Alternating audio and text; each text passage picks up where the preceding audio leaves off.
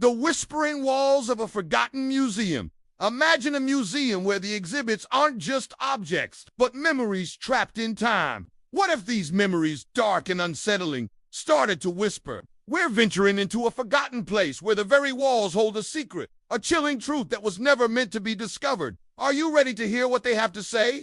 I remember the day I first heard about the Ashford Museum. It wasn't on any tourist map, not mentioned in any local guidebook, and yet it had been standing for more than 100 years, tucked away behind a stretch of overgrown trees at the edge of town. I'd lived in the city for nearly a decade, and somehow I'd never even driven past it. The first I heard of it was from an old man in a dusty bookstore, the kind of place where the air smells like yellowed paper and forgotten secrets. He was hunched over the counter, staring at me with eyes that seemed far too alert for his frail frame. "You like history, don't you?" he asked suddenly as I flipped through a book of Victorian architecture. I nodded. "There's a place you should see," he continued, voice dropping low, as if the walls themselves might overhear him. "But be warned, once you go inside, you might bring some of it back with you." I laughed it off at first, but something in his tone stayed with me. Later that night, I found myself searching for any mention of the Ashford Museum. There was almost nothing, just a few old newspaper clippings from the early 1900s about its grand opening, funded by a wealthy eccentric named Harold Ashford. He'd apparently traveled the world collecting rare artifacts, some of them with questionable origins. Then, around the 1950s, the articles stopped. A single headline from 1957 read, "Museum closes amid tragedy. No plans to reopen." No explanation. The lack of information only made me more curious. I decided I had to see it for myself. The next morning, I drove out toward the outskirts of the city. The road narrowed until it became little more than a gravel path, framed by skeletal trees whose bare branches seemed to claw at the gray sky. Finally, I saw it. The Ashford Museum. Its once grand facade was cracked and weather-worn, ivy clinging to the stone like veins across ancient skin. The tall front doors were boarded shut, but several of the windows on the upper floors gaped open like hollow eyes. I should have turned back. Instead, I felt a strange pull, as though the building itself wanted me to come closer. I walked around the side and found a rusted service door hanging loosely on its hinges. The metal groaned as I pushed it open. The smell hit me first.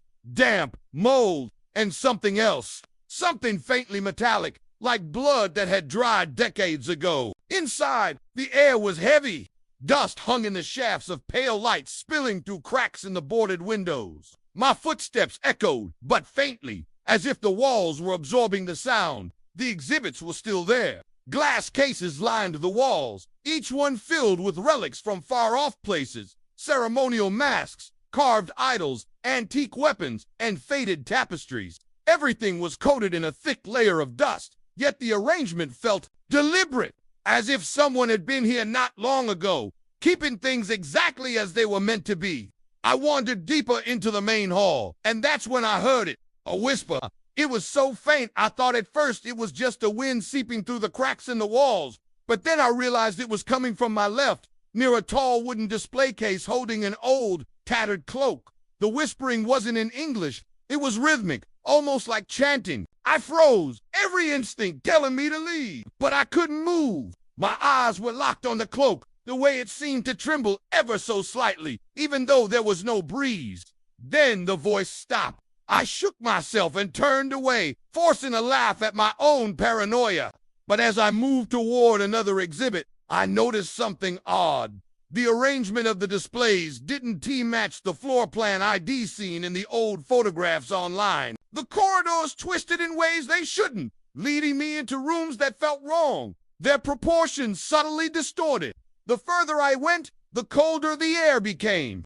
My breath began to fog in front of me. That's when I saw the portraits. An entire gallery was filled with oil paintings of people I didn't recognize. Stern men, pale women in elaborate dresses, children who stared with unsettling intensity. The paint was cracked, but the eyes looked alive. I was about to move on when a faint creak echoed behind me. I turned, and the portrait nearest to me had changed. The painted figure's head was tilted now, just slightly, and the eyes, they were looking directly at me. I stumbled back, heart pounding, and the whispering returned. Louder this time, a chorus of voices layered over each other, speaking in a language that made my skin crawl. I spun around, searching for the source, but the room seemed to stretch and shift around me. I knew I had to get out. I turned toward what I thought was the exit, but the hallway beyond had changed. The walls seemed closer together, the floor sloping downward, pulling me into the depths of the building. The voices followed. They weren't just whispers anymore. They were words I could almost understand. Remember, remember, remember?